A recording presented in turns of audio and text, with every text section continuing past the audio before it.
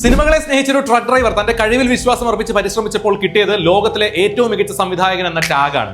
Titanic, അവതാർ, Terminator, അങ്ങനെ അയാളുടെ camera കണ്ണുകളിലൂടെ ലോകം കണ്ടത് അത്ഭുതങ്ങളായിരുന്നു. 100 Days 100 Stories, Day 63.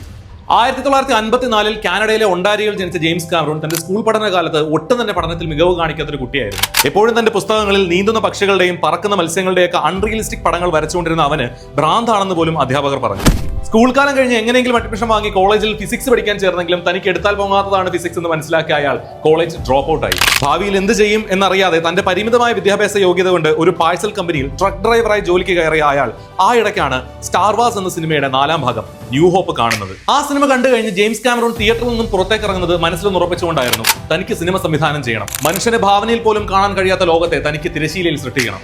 വർഷങ്ങളുടെ പ്രയത്നം, സിനിമയുടെ പിന്നണിയിൽ ചില്ലറ ജോലികളുമായി കയറിപ്പറ്റിയ അയാൾ സസൂക്ഷ്മം പലതും കണ്ടുപഠിച്ചു.